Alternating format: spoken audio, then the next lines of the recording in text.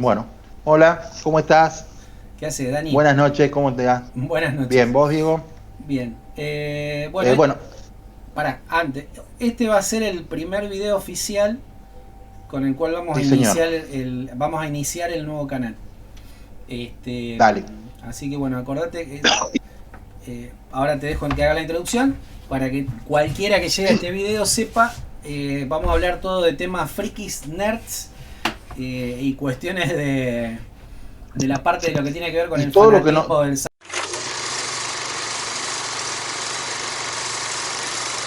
El mundo sci-fi. geek y todo eso que está buenísimo. Exactamente. Eh, bueno, Bueno, ¿arranco yo? arranque usted. Arranco. Bueno, hoy vamos a tratar, ¿de qué vamos a tratar? Una obra completa, que marcó un antes y un después en el mundo del cómic. Este es el inicio de un montón de cosas que después en el mundo del cómic iba a ver, iba a influenciar para un montón de series que después ustedes van a ver como que es algo continuo. Eh, Esto es una obra de 19, que arrancó en abril de 1985 y terminó en marzo de 1986. Son 12 tomos, 12 numeritos, 12 cómics de 24 páginas, que se llama Crisis en las Tierras Infinitas. Esto fue creado por su autor, fue Mark Waldman, muy conocido por ser el creador de, entre otras cosas, Los Jóvenes Titanes, y está dibujada por su dibujante en Los Jóvenes Titanes, que es George Pérez. ¿De qué va esto? El universo DC, que en ese momento se vería el universo común y corriente para ellos, descubre de que hay una fuerza que se está comiendo mundos, que viene de un punto determinado del universo y está comiendo distintos mundos y distintas dimensiones de esos mundos. Esto provoca que otra fuerza opuesta que está en este universo, que es el nuestro, convoque a toda una miríada de superhéroes para tratar de evitar que esta fuerza que engulle todo termine haciendo desaparecer este universo único que es el de Tierra 1, que es en donde están todos los superhéroes del universo, teóricamente del universo DC. Esto pasa durante 12 números, y impacta de una forma. Lo primero que detiene la obra es que empieza a marcar un tono de adultez dentro de lo que era el cómic. Hasta ese momento no había una obra que implicara esto, más allá de que había algún atisbo dentro de los cómics de Batman, pero por ejemplo no morían los personajes. Pero escúchame, esto que estamos hablando era dentro de lo que eran los cómics de DC, solamente Exclusivamente hablando. los cómics de DC. Claro, porque Claro. escuchá, Eh, eh, Constantine estaba ya en esa época metido en DC. ya estaba. A ver, hay un montón de personajes que ustedes van a empezar a ver que se hicieron más conocidos ahora gracias a esta saga. Mira, Esta saga lo que hace es, ¿por qué surge esto? En la década del 80, lo que habíamos hablado alguna que otra vez en algún otro video, hasta la década del 70, DC Comics era amo y señor en el mercado del cómic.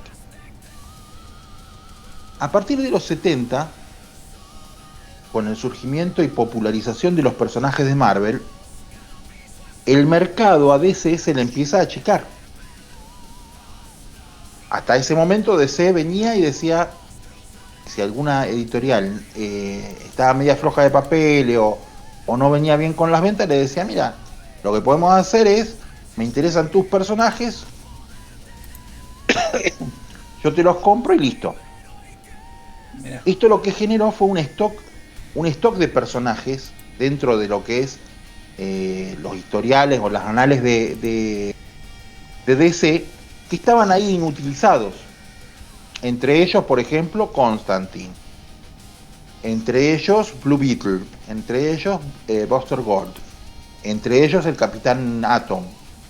eran personajes que habían sido comprados en la década del 50, del 60,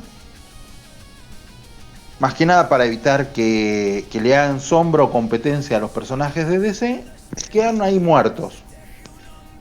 Entonces Claro. Mark Wolfman lo que dice es, bueno, acá tenemos un problema, porque en ese momento, él todavía no era editor de DC, pero tenía mucho peso porque las historias que él estaba haciendo con tanto Los Jóvenes Titanes es un adelanto de lo que sería la adultez.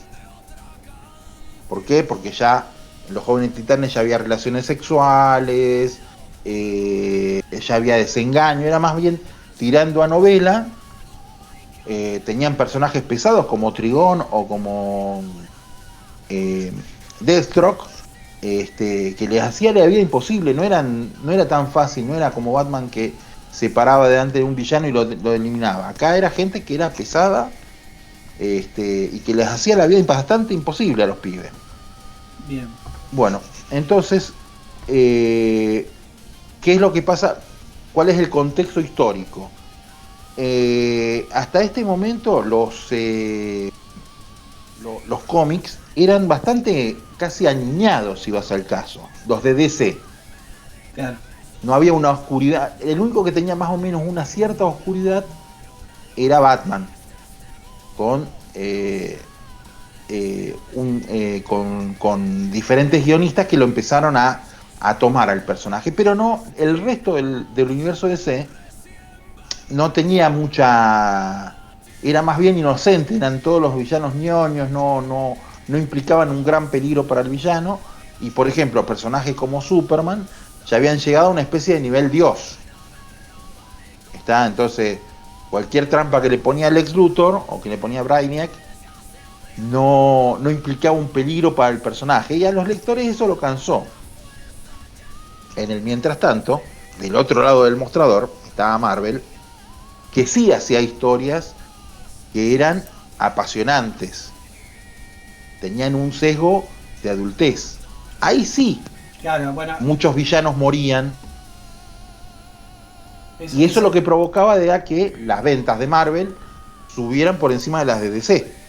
Eso era un poco la Generaba un pregunta problema editorial muy importante. Esa era un poco la pregunta que te quería hacer antes.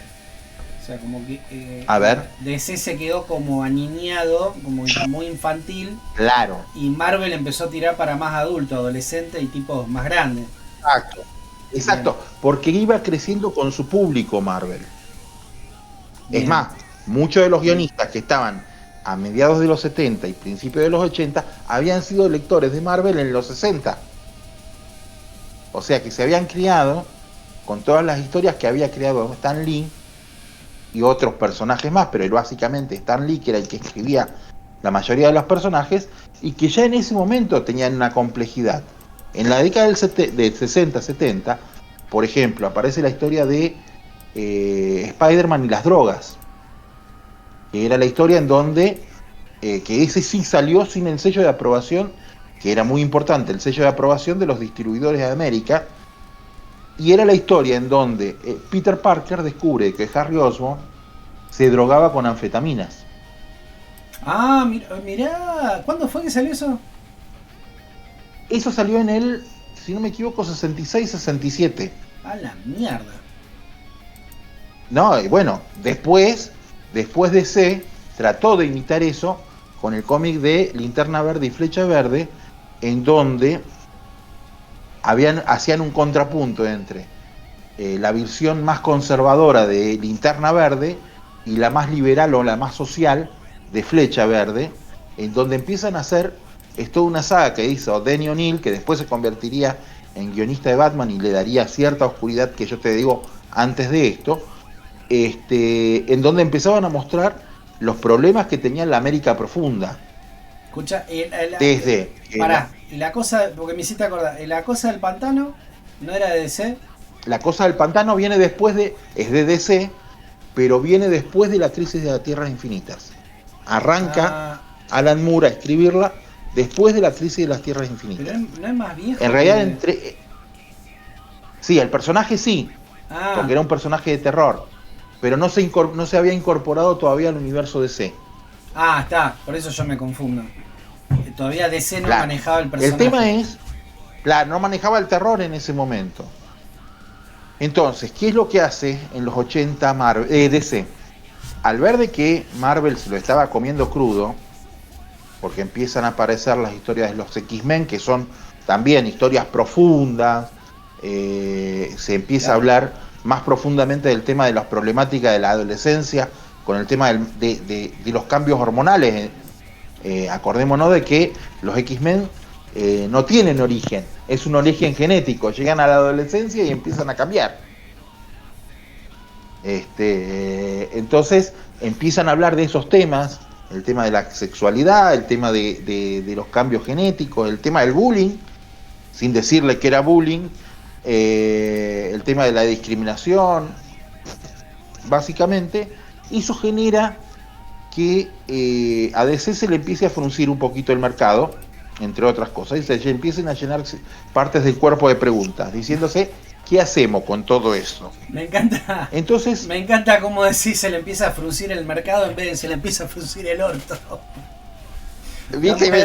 Yo tengo que ser un comunicador delicado, claro. El tema es que todo esto provoca de que ADC empiece a preguntarse de realmente qué es lo que quiere hacer con sus personajes. ¿Quiere hacerlo más oscuro? Habían hecho ya el experimento con Batman de sacarlo de la versión Adam West y hacerlo un poco más oscuro, con Danny O'Neill como guionista, y Jim Aparo como dibujante, y lo que genera es, por ejemplo, la creación de un personaje como Ra's al Ghul. Que Ra's al Ghul es el que le pone un poquito más de presión al personaje de Batman. Y las historias de los personajes de los enemigos de Batman, el Guasón, se empiezan a hacer más complicadas, no tan sencillas ni tan amigables. ¿Está?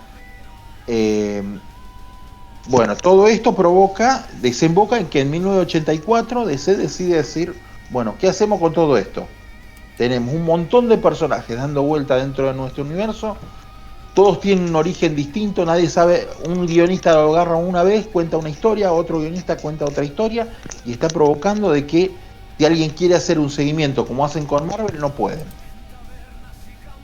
Entonces se le ocurrió a Mark Wolfman decir, bueno, déjame a mí, yo voy a hacer lo que nadie había hecho hasta ese momento, que es agarrarlo y hacer una saga de 12 números. Hasta este momento en el cómic americano nunca había habido una saga tan larga ni tan compleja, porque no es solamente que vos haces 12 números con el título Crisis en las Tierras Infinitas, sino que aparte lo que hace es ir derivando dentro de las historias de cada uno de los títulos del universo DC cómo afecta cada uno de los hechos que aparecen dentro de la saga principal. Es lo que se llama una macro saga con tie-ins. ¿Está? Esto fue una jugada impresionante.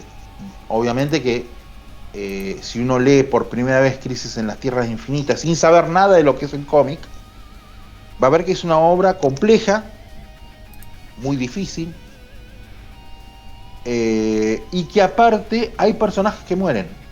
Por dos principales que mueren son Supergirl y Flash. El Flash de Barry Allen. ¿Sí? ¿Cómo que mueren? Pará.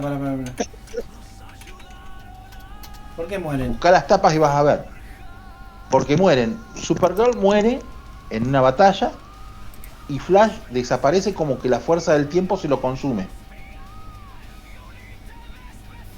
¿Y con quién lo reemplazan? Es más, estuvo perdido. Bueno, pará. Cuando termina la Crisis de las Tierras Infinitas, todos los títulos de DC arrancan desde el número 1. ¿Sí? Batman arranca del 1, Detective Cosmic arranca del 1, Leyendas de Batman arranca de 1, y creo que había un título más de Batman, pero no me acuerdo en este momento, pero bueno, arranca, los 4 títulos de Batman arrancan de uno. Superman, desaparecen todos los títulos de Superman, que tenía 4 títulos también, lo agarra un guionista y dibujante llamado John Byrne y arranca de cero. Y, no lo, y lo baja a nivel, no Dios, sino un ser que tiene unas habilidades por encima de la humanidad, pero no, que no es infalible y que tiene problemas para enfrentar a sus enemigos. Y aparte, cambia la visión de Lex Luthor. Aparece la versión de Lex Luthor de ahora, de empresario. Claro. Del tipo que, no el científico que quiere eliminar al extraterrestre, sino que si no lo puede tener bajo su nómina, va a tratar de hacer lo imposible para destruirlo. Y desaparece la versión del ataque directo del Lex Luthor contra Superman para convertirse en como lo que es el verdadero mal, por abajo, como una sombra, que aparentemente es, pero no es. ¿Está? Eso por parte de los 2 principales héroes del universo DC.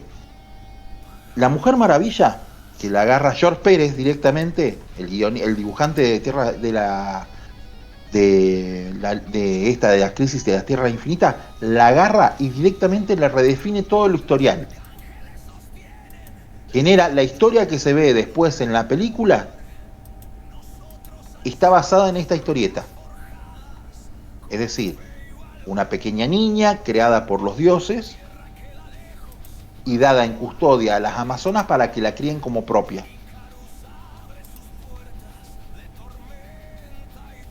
Obviamente que desaparece cualquier rastro de lo que se había visto en la serie de La Mujer de Amarilla de Linda Carter, y se le acerca más hacia la mitología griega. Ah, mirá. Es más, ella se va a vivir con una historiadora griega y con su hija, y hay todo como una especie de historia de mujeres, también está muy vinculado con el tema de historias de mujeres, es como para atraer al mercado femenino hacia los títulos de DC. Claro.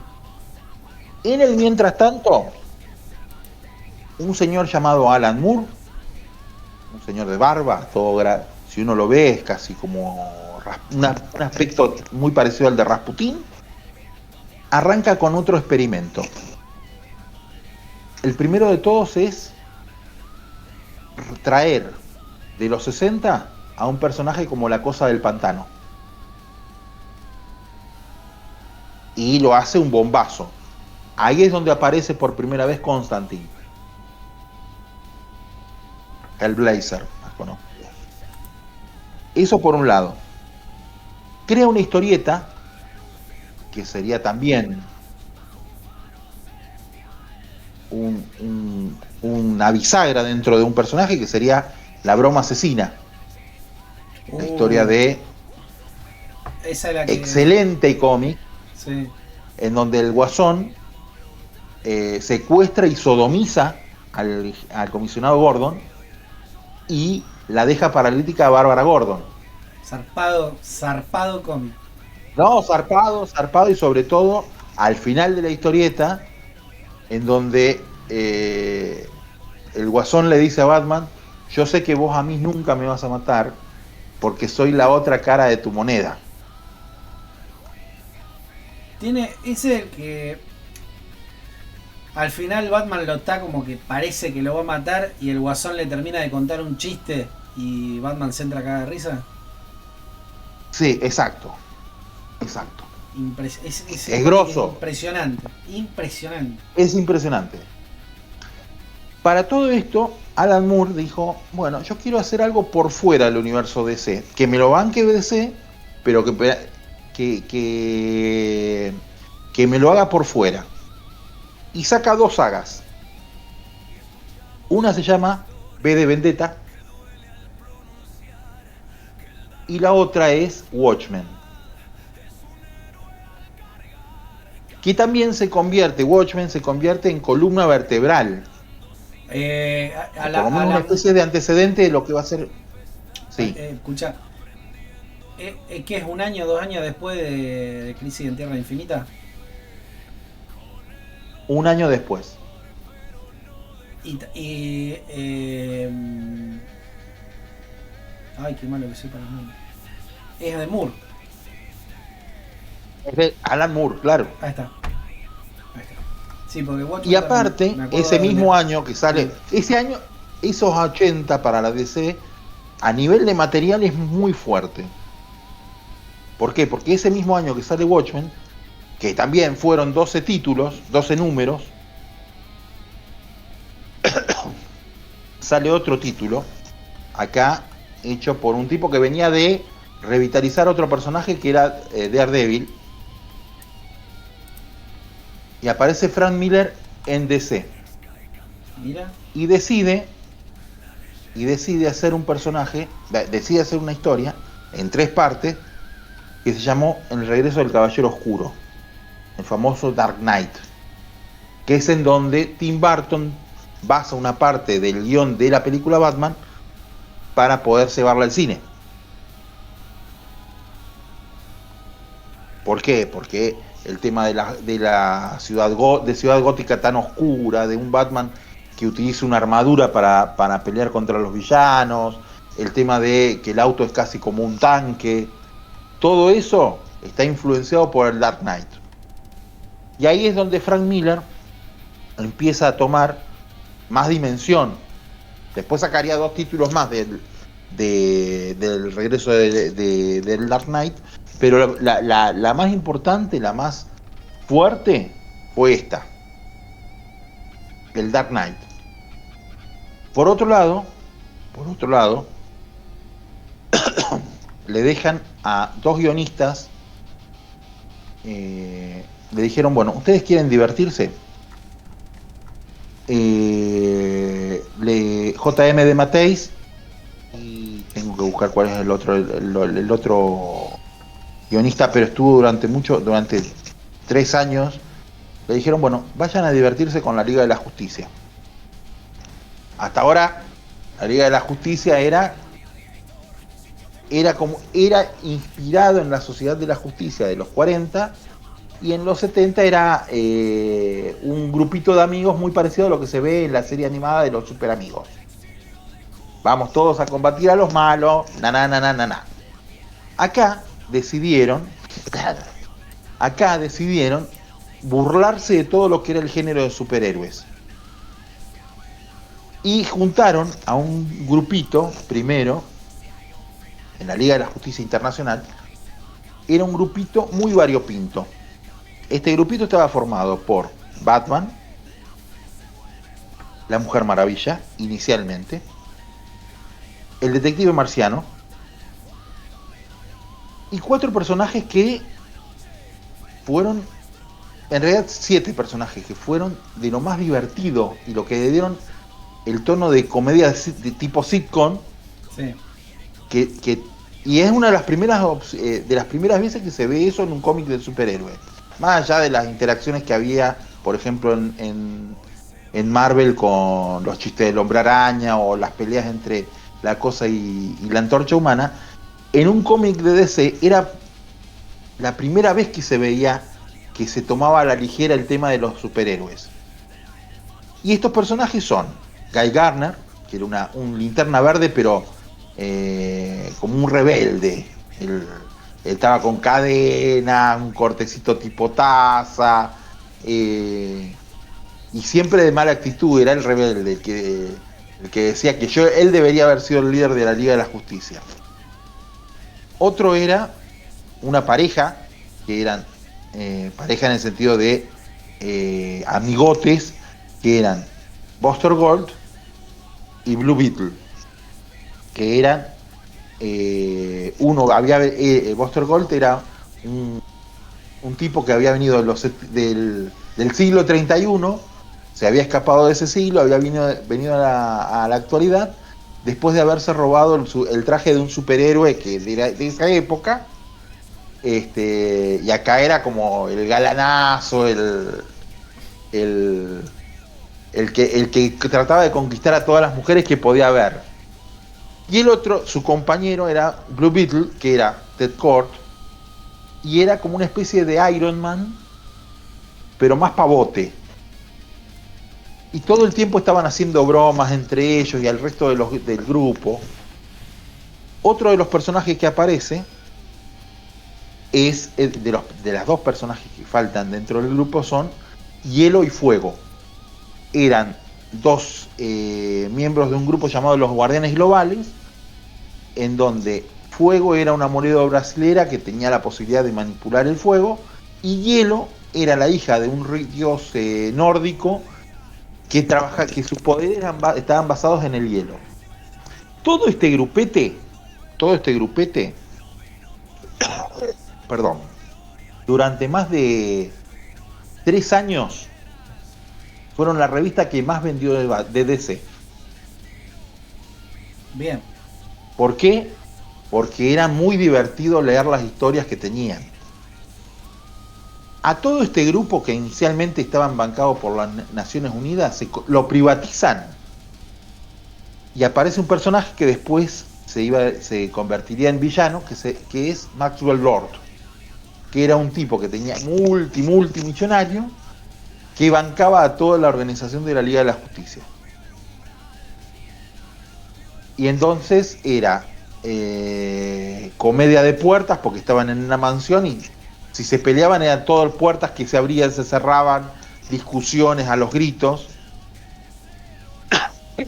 Después de todo esto, a todo este grupete se incorpora un personaje llamado Mr. Miracle, que viene acompañado de su mujer, Big Barda, y de su asistente que se llamaba Oberon, que eran Mr.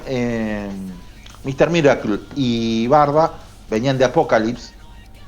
Ella había sido parte del grupo de élite de las asesinas de Darkseid, y Mr. Miracle era el hijo del líder de Nuevo Génesis, que estaba intercambiado para mantener la paz con el hijo de Darkseid.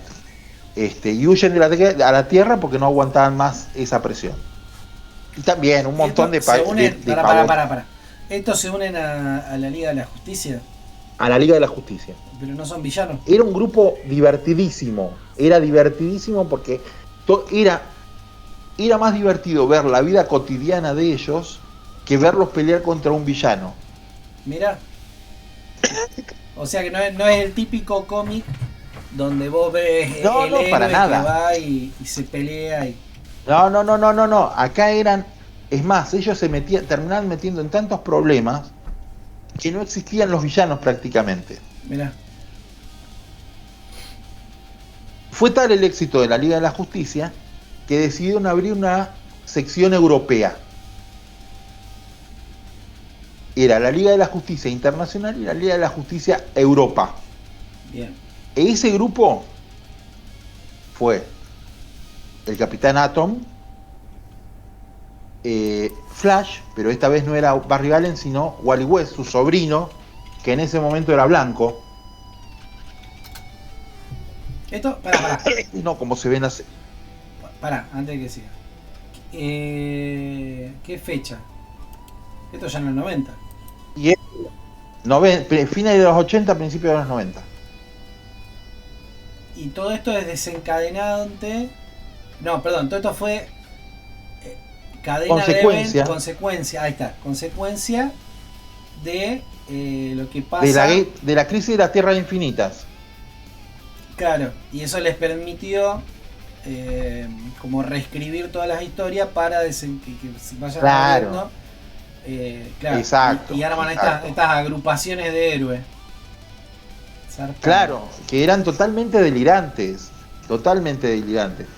En el mientras tanto también vos tenés historias más crudas, o como las que se cuentan en la revista de Flash, o personajes como Aquaman, que lo redefinen muy parecido en el estilo, no en la historia, a la de la película de Momoa, porque hasta ese momento Aquaman era el tipo de traje naranja, con el pelito, con el jopo, Sí. y que hablaba con los peces. Acá no, acá en esta en este nuevo en esta reiniciación de personaje, Aquaman se convierte en un personaje más hosco, un tipo de barba, mal encarado, más preocupado por el tema de la ecología con el mar, ayudando a la Tierra, pero también planteándole él como rey de Atlantis a la Tierra de que tenían que dejar de contaminar los mares. Hay como una especie de mensaje ecológico y todo eso. Es más, para demostrar de que era una nueva era de superhéroes, por ejemplo, en uno de los capítulos, creo que el capítulo 5 o 6 de la nueva saga, Aquaman pierde la mano y le dan un garfio en la... Sí, tiene un arpón. Tiene un arpón en la mano. La historia se vuelve más trágica porque él se casa con Mera, con la que después haría Amber Heard, y tienen un hijo, y Mera se vuelve loca por la muerte de ese hijo. Claro. Entonces también se vuelve muy parecido a una tragedia griega toda la historia de Aquaman. Bueno, mientras tanto dentro del universo DC empieza a desarrollarse historias como la de La Cosa del Pantano, que ya te decía de que se acercaba más al horror, y se convierte en una de las historias más importantes dentro de los cómics, porque no solamente hace historias de horror, sino que historias muy profundas de relaciones humanas, de revisar un poco la humanidad de La Cosa del Pantano y de ese humano que se une a él, que es Alex Holland. Lo acerca un poco revitalizan personajes como Etrigan, como Hellblazer, como John Constantine. Después, ¿qué más? Estoy pensando en este momento. Bueno, pero básicamente para ese rumbo agarra DC. El tema es que, ¿qué es lo que provocó? Sí, perdón. Ahí está. Para tratar de hacerme la idea y ver si estoy entendiendo. Los tipos tenían un montón de personajes sueltos, meten Claro. la crisis de Tierra Infinita, matan a todos, hacen como que borran Exacto. así el pizarrón y los empiezan a escribir de cero. Y de ahí sale la nueva Liga de la Justicia, la Liga de la Justicia Europa. Sí, señor. Todo lo que Sí, señor. todo lo que serían los personajes de Batman. Claro, pero todo lo que serían los personajes oscuros de DC, La Cosa del Pantano, Constantine, ¿cómo era que se llamaba? Exacto. Hay una bruja también, ¿no? Satana, Orquídea Negra, hay un montón. A ver, y después arman, y esto lo que provoca también... Sí, después Sí. no arman como una Liga de la Justicia de Magia. O la Liga de También, la Justicia Oscura. eso vendría después, mucho después.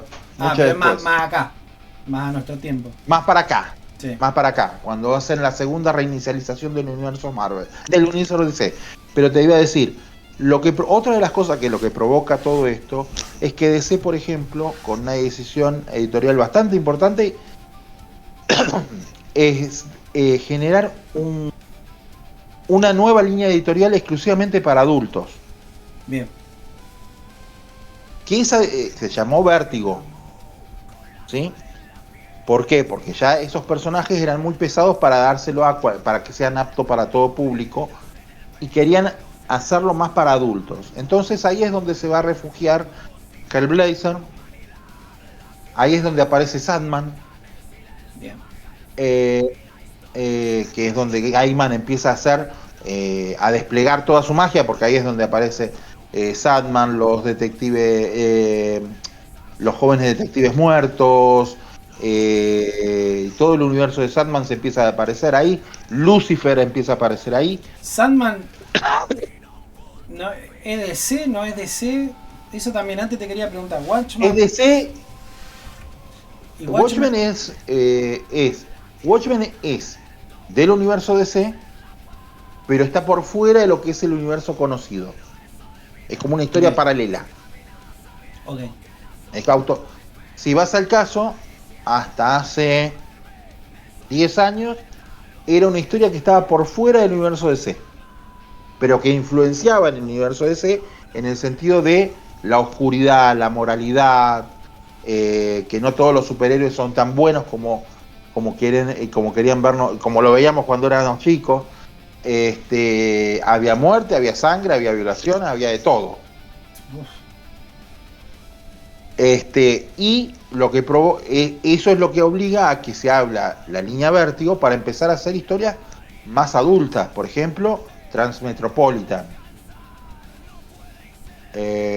Por ejemplo, bueno, ya te digo, Hellblazer, Loveless, que es un western para adultos. Después no me acuerdo bien mucho de los títulos. Bueno, hay varios títulos que son para adultos y que fueron estrellas hasta ese momento de la línea Vértigo, que le dio vida propia y combustible para vivir sin depender de DC específicamente. Bueno, mientras tanto, en el universo DC vuelven a aparecer personajes como el Hombre Halcón y la Mujer Halcón, contando una historia totalmente distinta a las que se había contado hasta ese momento, porque aparece el planeta Thanagar y aparecen que estaban en la historieta anterior antes de las crisis, pero acá es como que se hace énfasis y se elimina la historia de que el Hombre Halcón y la leyenda de Egipto que tenían dentro del universo DC. Después que, por ejemplo, los Linternas Verdes empiezan a forjar una historia nueva, aparecen personajes como Kilowog dentro de los Linternas Verdes, aparece Nart, que era un perro bastante estúpido que utilizaba un anillo de poder porque su tío era miembro del Consejo de Planetas Unidos. Se recrea, todo esto también provocó que el grupo del futuro, que serían los legionarios, aparecieran con un nuevo origen todos. Y después, bueno, básicamente esos fueron los efectos que tuvo internamente la crisis de las Tierras Infinitas. En el exterior, para el exterior, lo que les mostró al resto de las editoriales de que se pueden hacer sagas largas y robar con todo eso. ¿Cómo le pega eso a Marvel? Con una saga que se llamó Secret Wars. No la porquería que van a hacer los rusos ahora. Secret Wars era la historia, te contaba la historia de un ser todopoderoso que había tomado conciencia y le entretenían las peleas y selecciona un grupo de villanos y de héroes para que peleen entre ellos en un planeta distante. El que perdía se volvía a la Tierra. Eso hay en la serie, la serie de los 90 de Spider-Man, ¿no había algo de eso?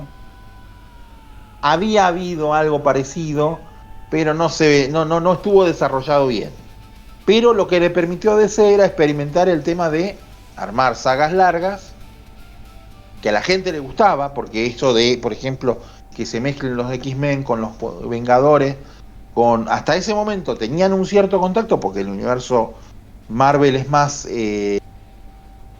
está más articulado para que todos participen de todo, intercambio de villanos, intercambio de historias, cosas que afectan en uno aparecen en lo otro como un dato menor. Bueno, y apareciendo todo eso provocó el tema de que todos los años las dos editoriales, para tratar de competir y tratar de quedarse con un porcentaje del mercado, empiecen a sacar sagas largas. ¿Qué provocaba eso? En los 90 estaban todos fascinados con eso. En la primera. En la segunda estaban fascinados, estaba lindo, estaba divertido. Ya en la tercera medio como que se empezó a quedar sin gas, sin combustible. Porque bueno, eran historias muy repetidas o no tenían sentido. O se iban muy a la miércoles con la extensión de los títulos. Eso, pero pará. Aparte lo que provocaba... Sí. La primera que estamos hablando fue 84, 85. Después sacaron 85. otra Crisis. Y después, mucho más adelante, 30 años después, porque volvieron a mezclar todos los universos y volvieron a mezclar, a hacer otro quilombo con el tiempo dentro Que del para el universo, 2000, porque empezaban a para contar. los años 2000. Y más o menos, Bien. más o menos. Sacaron, cada tanto sacaban una Crisis de las Tierras Infinitas y sacaron lo que se llamó, una saga que se llamó 52. Bien. Que de nuevo reinicia todo dentro del universo DC. Ya no era, ya el truco, ya todo el mundo le veían los hilos al truco. Entonces no era tan... Vendió bien, hizo bien, tuvo un buen número, tuvo una buena repercusión dentro del mercado, pero ya no era lo que había sido en el 85. Y no, pero bueno, esto es una cosa que yo la menciono siempre, que yo te terminas hartando. Termina hartando. Claro, bueno, eso es lo que pasa. Por eso Cada está 2 o 3 bueno, años le sacaban una saga. lo que está interesante es el vínculo que uno puede formar como humano con ese personaje que estás leyendo. Entonces hubiera estado bueno Claro. que los dejen que se vayan muriendo de viejo y vayan viniendo los nuevos. Exacto. Y es lo que Exacto. no pueden soltar. Es increíble que los tipos se jacten de que Superman tiene 100 años y siguen sacando cosas con ya Claro. podrido de verlo a Superman. No quiero ver más. Exacto. Obviamente Exacto. Por eso sigue teniendo estaban mercado. tratando de hacer alguna que Sí. otra cosa. Pero, por ejemplo, hay una saga que se llamó Kingdom Come, que la sacó un escritor que se llamaba Kurt Busiek y ¿cómo es? Y la dibujó un dibujante, si lo pueden encontrar, llamado Alex Ross, que es un genio dibujando, que mostraban a los superhéroes viejos, ya envejecidos. Superman retirado, se había ido a Kansas, enojado con el mundo porque se había muerto Lois Lane. Batman ya directamente habiendo dejado de ser Batman, pero sin dejar de ser Batman porque había generado un grupo de androides o de robots que vigilaban todo constantemente Ciudad Gótica. Y la Mujer Maravilla, que ya había envejecido, ya la veías como una mujer más parecida, no como una mujer de 30 como se la ve en los cómics, sino ya como una mujer de 50 años. Más allá de que la historia habían pasado 40 o 50 años desde lo que sería nuestra era actual. Y, por ejemplo, ahí es donde aparece, por ejemplo, Flecha Verde con Manco. Escúchame, ¿no es Kingdom Come? Y te estoy diciendo Kingdom Come. Ahí está. Que primero, a nivel artístico es genial, porque cómo dibuja Alex Ross es maravilloso. Y aparte, a nivel historia es muy profunda. Es muy profunda porque incluso, por ejemplo, un personaje como Shazam, dejó de ser un personaje inocente y pasó a ser casi un villano. Porque es casi el villano de la serie. Está trabajando con Lex Luthor en la serie, me parece. ¿Cómo? Que si no me acuerdo mal, porque yo ese cómic lo leí. Shazam era como sí. el guardia de seguridad de Lex Luthor, una cosa así, era como algo así, un exacto. El guardaespaldas. Y aparte era buenísimo porque estaba vestido de traje. No estaba con el traje. Exacto. Después cuando se caga palo con Superman, ahí es como que sale. Ahí aparece de nuevo al final, sí.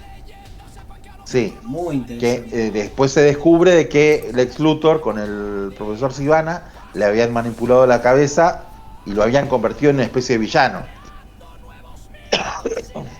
Pero bueno, eso es lo último que uno podría decir, bueno, envejecieron los personajes, pero después es como que el tiempo no les pasa y que todas las historias que te cuentan transcurren una detrás de otra, un día detrás de otro, lo cual es obviamente más allá del poder que puede llegar a tener cualquier personaje, es humanamente imposible. No podés tener tanta desgracia junta. Por eso te digo que yo de lo que son estas sagas, yo estoy como agotado. Ya hace mucho que estoy agotado. Claro. Y me gusta más leer cosas como bueno, vos ya sabés, soy muy fanático de Hellboy, y justamente por ese sí, tema, señor. porque vos vas leyendo Hellboy y vas viendo las consecuencias del paso del tiempo, cómo se le va muriendo a la gente, cómo sufre el personaje, porque en el último que me compré no lo dejé a mano.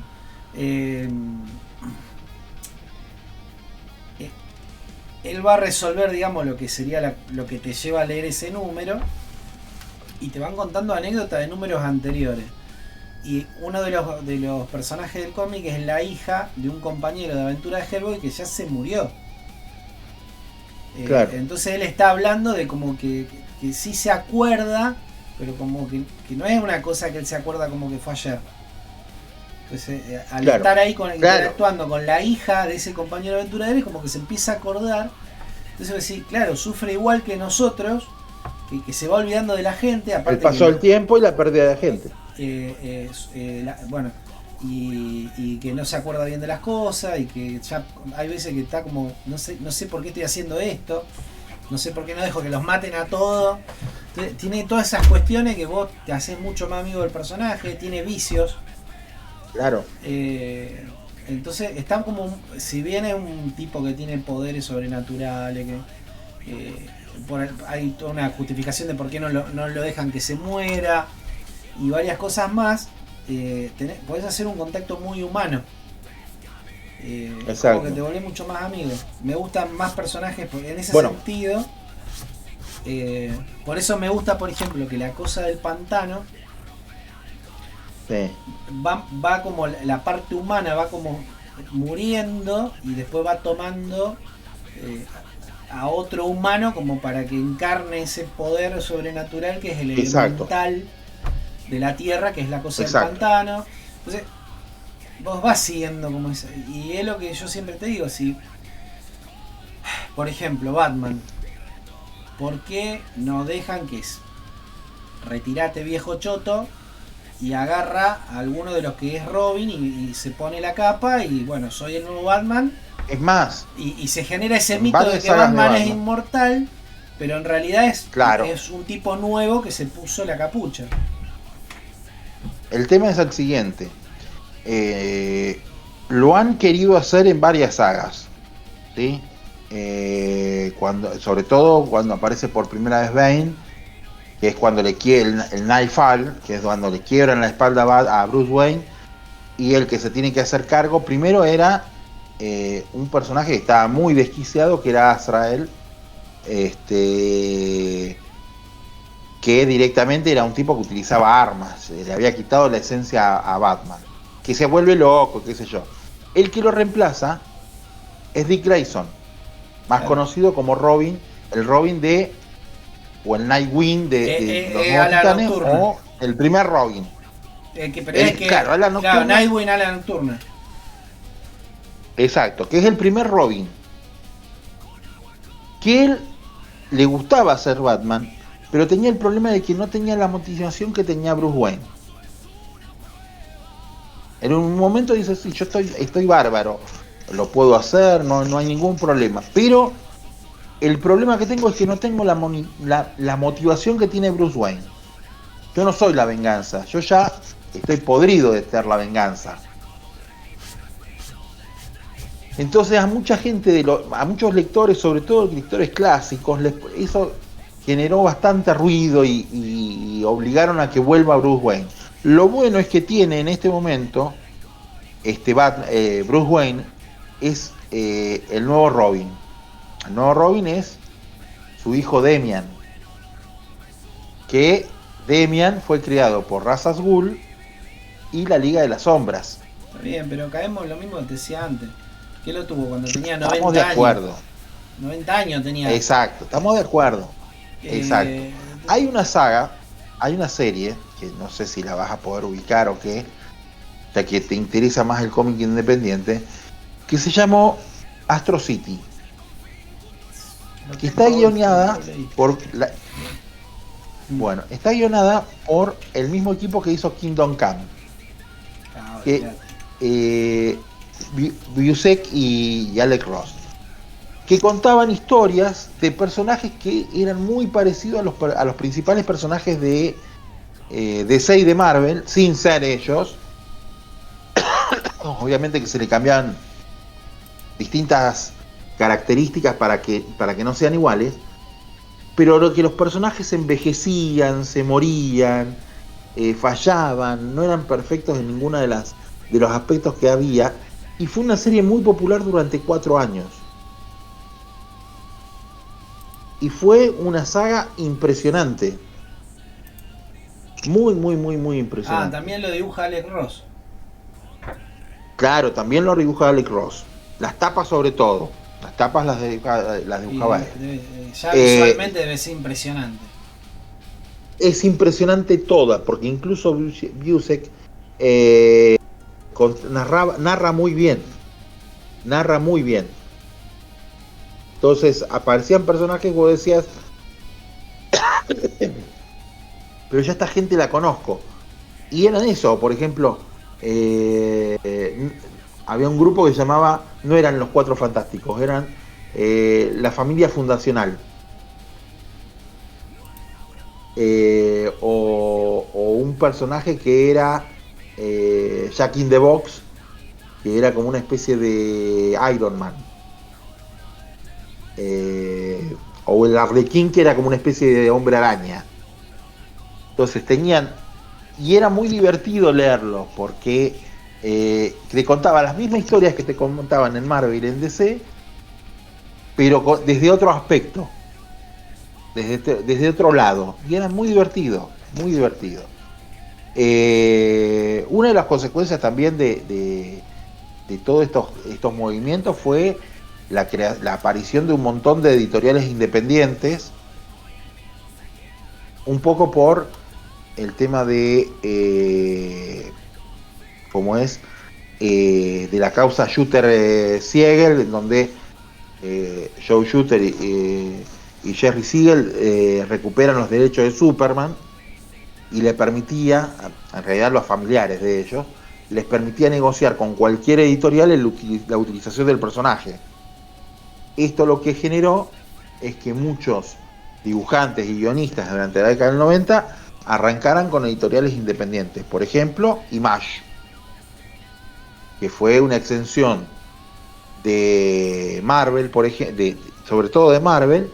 ¿Por qué? Porque Marvel no permitía que los nuevos personajes que se hubieran creado después de los que los creó Stan Lee pudieran ser retenidos por sus autores. Entonces dijeron, no, me voy a la miércoles, y ahí es donde, por ejemplo, aparece Spawn,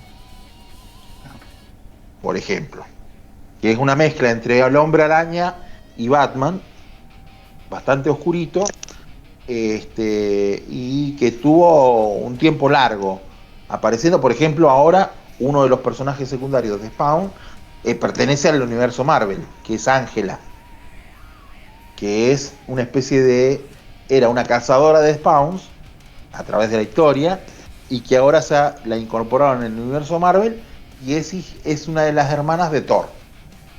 Mira. Pero bueno, esto es un montón de personajes que podemos ir hablando a medida que pasa el tiempo. Pero bueno, esto fue la crisis de las Tierras Infinitas y sus consecuencias para todo lo que es el mundo editorial, tanto de DC como de Marvel. Buenísimo. Buenísimo. Claro, tiraron una bomba directamente. Así que, claro, fue una bomba porque hasta ese momento, sobre todo una editorial como DC, que no tenía continuidad entre sus personajes, decidió crear una saga en donde todos estuvieran conectados. ¿Está? Esto también después se ve reflejado en los dibujos animados de DC. Se trata de replicar lo mismo, porque hubo una saga en la Liga de la Justicia Internacional animada, una saga de Crisis en las Tierras Infinitas, y después en el Arrowverse, todo ese arco argumental de Flash, Batman y Supergirl, hubo un intento de armar esta Crisis de las Tierras Infinitas, que es justo este arco argumental es el final de la serie de Arrow. Claro. Y después, bueno, influyó en todos porque también le permitió a DC empezar a contar historias por fuera de su línea temporal normal, y en Marvel ya estaba potenciado por la saga de las revistas What If, que era tomar eventos puntuales dentro de todos los hechos que aparecen en las historietas de Marvel y plantear qué pasaría, sí, que es lo que después se ve en la serie animada que hizo Disney durante 3 temporadas. Que a Dios gracias la última temporada terminó porque era horrible, no tenía sentido. La segunda fue divertida, la primera fue muy sorprendente, la segunda fue divertida, la tercera era más de lo mismo, sin ningún sentido. Ya vamos a llegar a toda esa parte. Cada problema. Pero bueno, básicamente, y hablamos de 2 héroes que para mí fueron 2 héroes, como Mark Wahlberg y como George Pérez, porque tratar de coordinar esa cantidad de personajes, claro, que todos tuvieran, aunque sea una pequeña presencia, tuvieran un diálogo y dibujarlos, porque George Pérez dibujó personaje por personaje, y vos tenés que ver en determinados números las vistas panorámicas de todos los personajes reunidos en un salón, y es muy asombroso, muy novedoso para la época también, sí, porque se rompía toda la estructura de el cuadrito por cuadrito. Había escenas directamente de una página completa, abierta de par en par, como si fuese un diorama, donde estaban todos los personajes en un salón. Y vuelvo a insistirte, que era como ver 2 un póster. Muertes. Claro, era como ver un póster. Y tapas que son antológicas, sobre todo el capítulo 5 creo que era, en donde era verlo a Superman cargando el cuerpo de Supergirl, y el título de La muerte de Supergirl. Fue muy fuerte para el momento, muy fuerte. Así que bueno, ya la próxima charla ya veremos después tenemos que elegir el tema, pero no, ya esto abrió toda una puerta para mí. Vamos a meterle con el Eternauta. La próxima le vamos a meter de lleno al Eternauta. Dale. Voy a ver si yo me puedo actualizar en algún tipo de lectura, si estoy un poco más informado. Porque yo, lo que leí del Eternauta pasaron más de 30 años. Claro, sí, pasaron 30 años. Sí, no me acuerdo mucho, era muy chico cuando lo leí. Sí, pero fue un hito también, también fue un hito para nosotros y para el mundo, porque fue a nivel mundial. Era muy difícil que... Fue a nivel mundial. A nivel mundial yo sé que fue a nivel mundial porque hay referencias y vos la base.